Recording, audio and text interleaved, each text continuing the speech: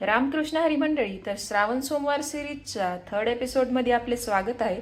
आणि या एपिसोडमध्ये आपण स्पेशल शेंगदाण्याचे लाडू तयार करणार आहोत, ज्यामध्ये आपण एकही थेंब तूप किंवा कोणतीही गुळाचा किंवा साखरेचा पाक वापरणार नाही आहोत. फक्त 3 स्टेप: भाजा, मिक्सरमधून काढा आणि मिक्स करून वळायला लागा.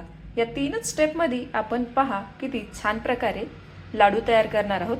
तर चला सुरू करूया आपल्या श्रावण सोमवार सिरीजच्या 3rd एपिसोडला आणि आपल्या शेंगदाण्याच्या लाडूच्या रेसिपीला. तर मंडळी, श्रावण स्पेशलच्या 3ऱ्या एपिसोडमध्ये आपण शेंगदाण्याचे लाडू तयार करण्यासाठी 2 वाटी शेंगदाणे घेतलेले आहेत.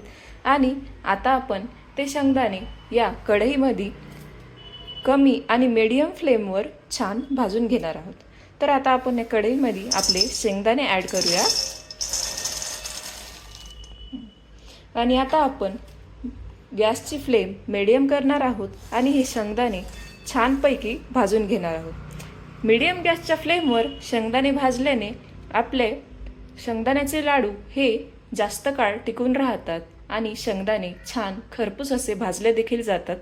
तर चला आता आपण गॅसची फ्लेम थोडीशी मीडियम करून घेऊया आणि आपले शेंगदाणे भाजण्यात सुरुवात करूया.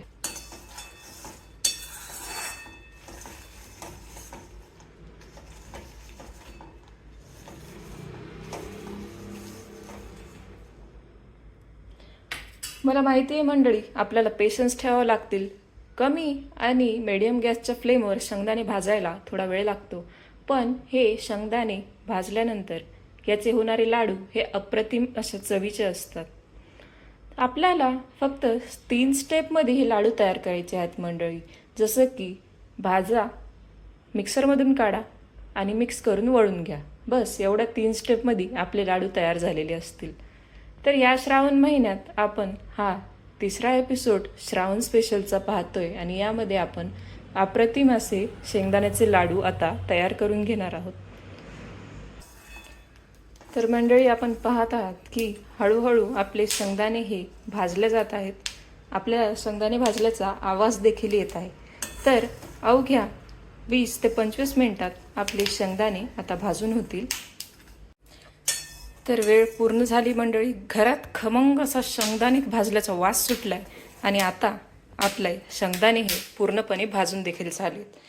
तर आता आपण हे शेंगदाणे ताटात ट्रान्सफर करून थंड होण्यासाठी ठेवणार आहोत.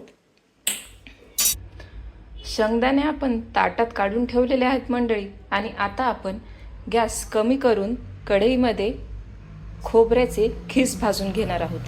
तर शेंगदाण्याच्या लाडूमध्ये खोबऱ्याचे खीस टाकल्याने ते आणखीन पौष्टिक होतात आणि चवीला आणखीन छान लागतात आणि बाइंडिंगसाठी देखील आपल्याला मदत होते.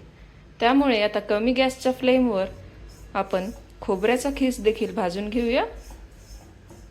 तर मंडळी, आपल्याला शेंगदाणे भाजल्यानंतर गॅस बंद न करता कमी ठेवायचा आहे आणि त्याच कढईमध्ये आपल्याला हे खोबऱ्याचे खीस भाजून घ्यायचा आहे, ज्यामुळे कढई गरम असल्याने खोबऱ्याचा खीस हा लवकर भाजला जाईल.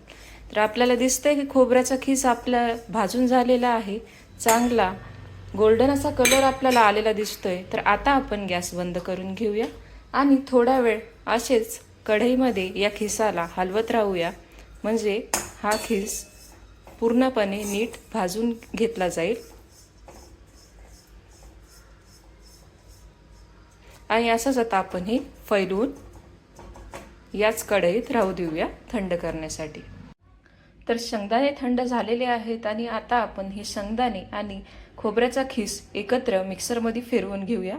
मिक्सरमध्ये फिरवून घेताना लक्षात ठेवा मंडळी की शेंगदाण्याचा कूट एकदम बारीक झालेला चांगला नाही वाटणार, म्हणजेच बारीक झालेल्याची चव थोडी वेगळी लागते.